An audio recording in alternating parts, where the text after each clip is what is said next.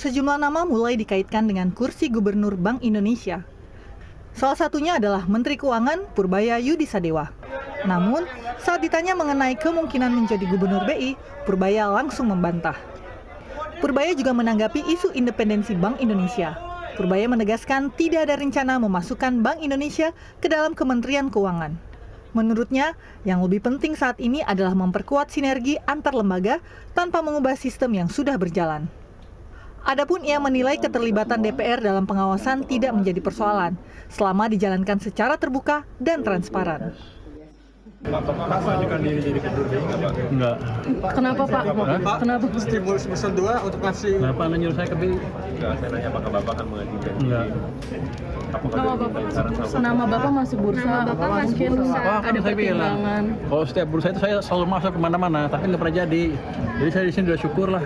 Pak, untuk stimulus semester 2... kendaraan listrik, Pak. Apakah semua diberikan ke Katanya BI akan masuk ke kementerian, Pak. Yang bilang siapa? Ada isu-isunya, gosip, Pak. Nanti kita lihatlah perkembangannya seperti apa. Jadi saya terlalu dini kalau kita... Meski demikian, sejumlah ekonom menilai perhatian pelaku pasar saat ini bukan semata siapa sosok Gubernur Bank Indonesia berikutnya, melainkan konsistensi tata kelola dan terjaganya independensi Bank Sentral dalam menjalankan kebijakan moneter. Banyak orang kekhawatiran itu bukan masalah Pak Peri mundur atau siapa penggantinya. Karena kan biasa ya Gubernur BI itu ganti. Tetapi takutnya itu memang rule of game-nya berubah. Ya kan, sebagai contoh ketika Pak Peri mundur, kenapa Mensesnek yang mengumumkan, bukan dari Bank Indonesia atau Pak Peri sendiri.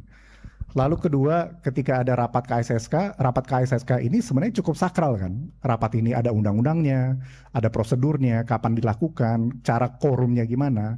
Tiba-tiba yang dilakukan kemarin adalah Pak Presiden yang memimpin. Setelah Pak Presiden memimpin, ada Ketua Wakil DPR, ada Danantara yang kita tidak tahu juga ini landasan.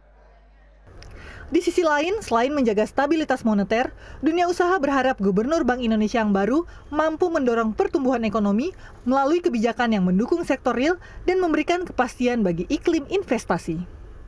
Nah, dengan calon gubernur baru Bank Indonesia yang baru, harapannya adalah bahwa bisa turut mensupport dari sisi sektor real Indonesia, karena demand di bawah perlu juga matching dengan supply chain yang ada di Indonesia, sehingga perlu kebijakan yang konkret yang pro terhadap ekonomi syariah, yang pro terhadap ekonomi kerakyatan.